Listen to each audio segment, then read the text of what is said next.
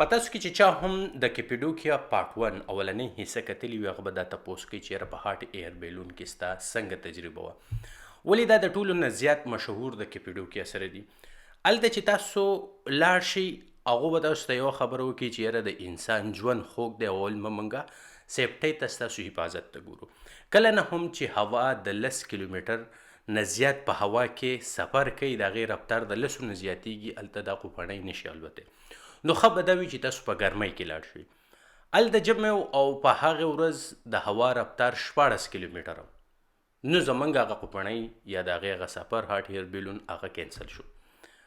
خو د هغې نه مخکې د شپې موږ ته وینا شوې وه بیا زما سره چانس و زه لاړم ترکیش نایټ ته دا هم په غار کې دننه یو رسټورنټ دی او په هغه کې تاسو ته د هغه ځای خوراکونه درکړي بیا د هغه ځای رقص ګډاګانې چې وي په هغې کې کېږي یو 2 غنټې پورې دا پروګرام وي او بیا تاسو کور ته تللی شئ نو سهار وختي په موږ پسې ټور ګایډ راغی او موږ یې بیا بوتلو انډرګراونډ سیټي ته د نن نه 1500 یا 2000 کاله مخکې چې به کوم جنګونه کېدل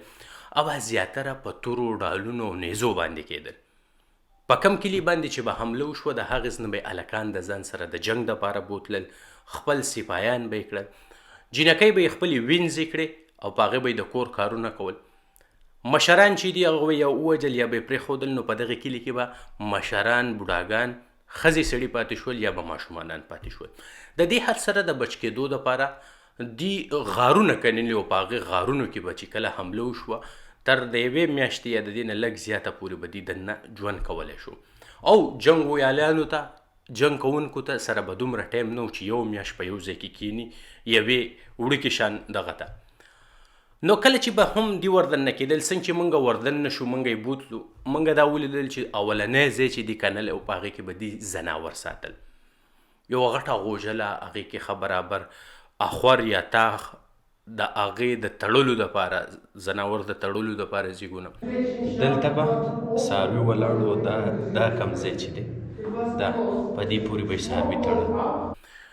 بیا د دغې غوجلې نه یو وړه تنګه شان لاره وه هغې کې چې به تاسو وردن نه شوئ او دا تنګې لارې چې تاسو وینئ د دې وجه دا ده چې کله به په دې حمله وشوه او دې ته به خلک رادن نه شو نو د هغه په لاس کې به یوه توره وه ډال به دا نورې جامې چې به د کمې د جنګ اچولې وې دله به په دې تنګو لارو کې دننه ورتلل دا به ورته اسان نه که د مخې نه به بچا غوزار وکړو په غشي باندې وویشتو او په دغې لاره کې به یو کس ووجلی شو نو نورو ته به بیا اساني نه وه چې په اسانه ورغلی وی بیا ورپسې موږ چې ورته کیچن یا برج خانه وایو هغه به وه د هغې وجه دا چې دغه ځای به نمي وه او خوراکونه به د ډېر وخته پورې محفوظ پاتې کېدی شو بیا دې ځای په ځای باندې واړه واړه سوري کړي چې یاره دغه ځای کوم اور بلیږي د هغې الوګې په بره باندې ځي او دننه نه دښ کېږي چې یاره اکسیجن دا لاره موږ ته بنده نه کړي بیا ورپسې چې به تاسو په وړه لاره باندې ورغلی هلته به د خشکې میوې دا کم میوې چې خلک وچوي دغه او یوه ګاڼۍ چې په هغې کې به شراب په خپو باندې هغې کېدل او د هغې نه به د هغې رس یا جوس وکاږلی کېدل هغه مټکه د شرابو او دغه وچې میوو دپاره ځای بیا د دې نه به د سټیپ بای سټیپ په ښکته تلل د ځان د محفوظ کېدو دپاره خو دا یو او د بل ځای په منځ کې به دې ته ګټې ورړولې د دروازې په شکل او دغه ګټه به داسې په اسانه نه راښکېده چې دي راکولاو کړي د هغې وجه دا وه چې دي به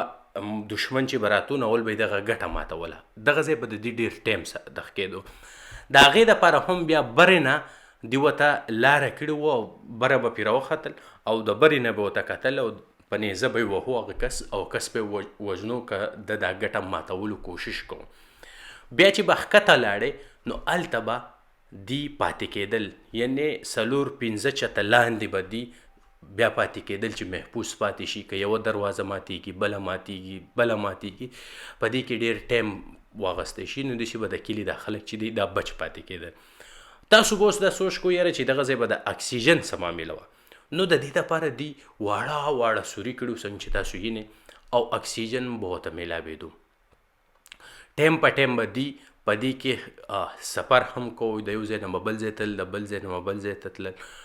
کتل به چې یاره دشمن شته او که نشته. نو دا ځای چې دی دا 1972 کې یو زمیندار دلته زمینداره کوله او دا ځای موندلی و. دا ته بیا حکومت واغستو. هغه کس چې دی هغه اوس هم دغه ځای کې یو رسټورنټ چلوي،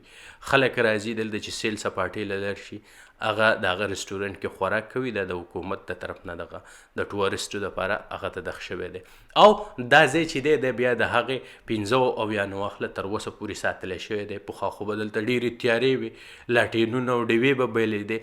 خو اوس یې ورته ځای په ځای لایټونه لګولي دي. نو تاسو تلی شئ او لیدی یې شئ. کپیډوکیا پارت 3 را روان دی. خپل خیال ساتئ.